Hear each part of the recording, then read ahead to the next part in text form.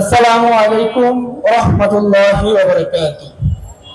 ইসলামী আন্দোলন বাংলাদেশ উত্তরা পশ্চিম থানা কর্তৃক আয়োজিত আজকের এই গণসমাবেশের উপস্থিত হবেন ইসলামী আন্দোলন বাংলাদেশ ঢাকা মহানগর উত্তরের সংগ্রামী সভাপতি আলহাজ মোহাম্মদ শেখ ফজলে বারী মাসুদ।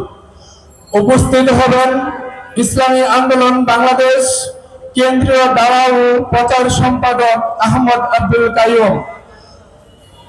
উপস্থিত আছেন ইসলাম প্রেমিক, দেশ প্রেমিক, মানবতা প্রেমিক প্রিয় সংগ্রামী ভাইরা আমার। সবাইকে জানাচ্ছি আমার প্রাণপ্রিয় সংগঠন ইসলামী যুব আন্দোলন বাংলাদেশ উত্তরা পশ্চিম থানা শাখার পক্ষ থেকে আন্তরিক শুভেচ্ছা ও অভিনন্দন। প্রিয় সংগ্রামী ভাইরা আমার, আপনারা জানেন এই 53 বছরে যে সকল রাজনৈতিক দলেরা ক্ষমতায় ছিলেন, এই 53 বছরে 5 বার দুর্নীতিতে চ্যাম্পিয়ন হয়েছে বাংলাদেশ। আমার কথা হলো যে 5 বার দুর্নীতিতে চ্যাম্পিয়ন হয়েছে, সেই সংগঠনে কি যুব সংগঠন ছিল না? কি করেছে? আমার প্রশ্ন ওই জায়গায়। আমার প্রশ্ন, সেই যুব সংগঠনগুলা আমরা দেখতে পেয়েছি 2001 থেকে 2024 পর্যন্ত সেই যুব সংগঠনগুলা গুম, খুন, ধর্ষণ, চাঁদাবাজ, পাচারকারীর রাজত্ব কায়েম করেছে বাংলাদেশে। এবং এই 53 বছরে যে সকল বাংলাদেশের এমপি মন্ত্রীরা বেগমপাড়া তৈরি করেছে, সেই বেগমপাড়া তৈরি করার লক্ষ্যে এই যুব সংগঠনগুলোকে ব্যবহার করেছে ইসলামী যুব আন্দোলন বাংলাদেশ। এটা আবার কেন? ইসলামী যুব আন্দোলন বাংলাদেশ ইসলাম, দেশ, মানবতার অত্যন্ত প্রহরী হিসাবে কাজ করে যাচ্ছে। এর আগে যে সকল যুব সংগঠনগুলো ছিল, আমি বলবো তাদের মধ্যে ইসলাম ছিল না, মানবতা ছিল না, দেশপ্রেম ছিল না। তাই ওরা ইসলাম লালন করে নাই, দেশপ্রেম লালন করে নাই এবং মানবতার কল্যাণে নিজেকে বিলিয়ে দিতে পারে নাই। বিদায়ী এই সকল পশ্চিমার পাচা তাদের গোলামি করেছিল।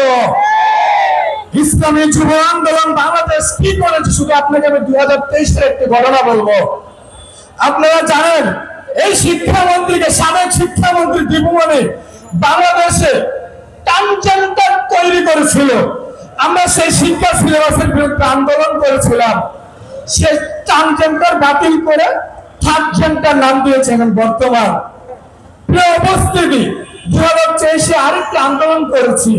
সেই আন্দোলনটা হলো, আপনারা জানেন বাংলাদেশে একটা ওয়ার্ডে যদি 100 জন লাইসেন্সকৃত মদখোর থাকে, তাহলে মদের লাইসেন্স দেওয়া হবে।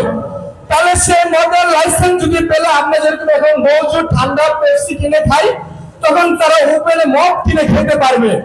কিন্তু ইসলামী যুব আন্দোলন বাংলাদেশ পীর সাহেব চরমনাই নেতৃত্বে এই গোটা উত্তরা পশ্চিম থানায় আমরা লিফলেট বিতরণ করেছি, জাতীয় মহাসমাবেশ করেছি।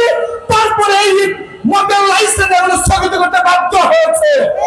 ইসলামী যুব আন্দোলন ইসলাম, দেশ, মানবতার অত্যন্ত প্রহরী হিসেবে কাজ করে যাচ্ছে এবং সর্বদা নিজের জীবনকে বিলিয়ে দেওয়ার জন্য যুব আন্দোলন শপথ গ্রহণ করে যুব আন্দোলনে কাজ করে যাচ্ছে। আপনাদের উদাত্ত আহ্বান করো, ইসলাম, দেশ, মানবতার পক্ষে আগামী বাংলাদেশ বৈষম্য দূর করার লক্ষ্যে আপনারা এগিয়ে আসবেন। এই কথা রেখে আমার বক্তব্য এখানে শেষ করছি।